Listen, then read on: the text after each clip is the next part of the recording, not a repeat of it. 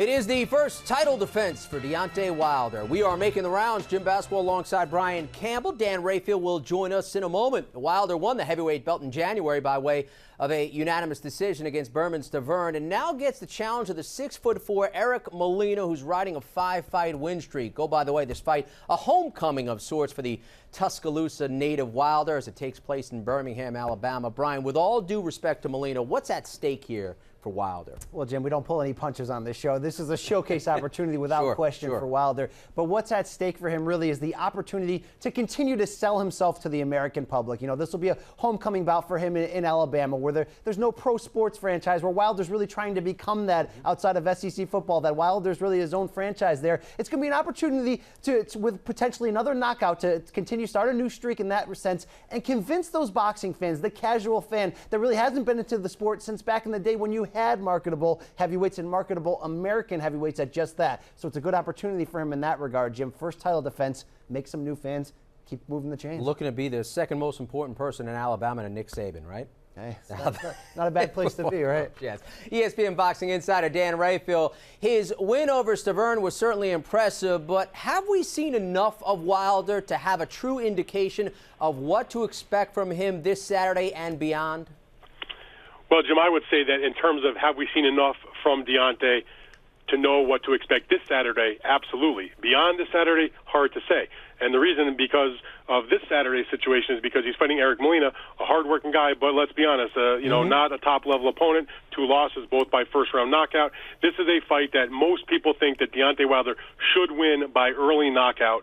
And if he does that, he will just have done what people expect. So it's not an indication of what to expect in the future. So you want to see what he can do when he is matched up with another opponent on a better level. Like with Stavern, who was the best opponent he had faced at that point, still to this day, even including Molina. And he ended up going 12 rounds with the guy in a very good performance, but he did not get the knockout. So, Eric Molina, it's like Brian said, keep the chains moving, showcase fight, probably a quick knockout. And if anything beyond that, if Eric Molina can last several rounds, have a moment or two, do anything, he's going to be a winner in one sense. Yeah, this is all about impressing at the highest level. Alexander Povetkin, another name we'll throw out there, has become Wilder's mandatory. So how might Molina, Brian, ruin the potential matchup with Povetkin? Jim, Molina, a heavy underdog. To have a chance is going to be all about trying to make Wilder uncomfortable, and that's going to be rushing him. Try to make him a dirty fight. Try to get Wilder to fight on the inside, because in Wilder's last few fights, according to CombiBox, he really works off his jab, attempts 10 more jabs per round than the average heavyweight. And what that's equate to is when he has that room to set up his jab,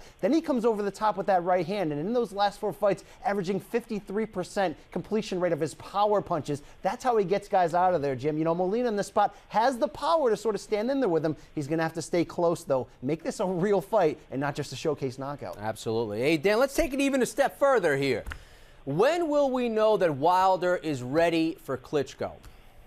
I'm not sure you ever know if you're ready for Klitschko, who is the best heavyweight in the world, until you're in there with him and you show if you are ready. Look, Deontay had a decent amateur background as far as winning a bronze medal in the Olympic Games, but he didn't have that many fights, so he doesn't have the deep background like a Klitschko did as an amateur. As a professional, he has 33 fights as a pro, 32 by knockout, so you'd say, wow, that's a very experienced guy, but then you go a little deeper and you look at the level of opposition that he has faced. Not the greatest. We've discussed that ad nauseum on the show, and boxing fans have for the last several years. So are you ever going to really be ready for a Klitschko? You're not going to be ready by facing an Eric Molina. You may get more ready by facing and defeating somebody like an Alexander Povetkin. Now, the one thing, though, about Wilder and Klitschko is this.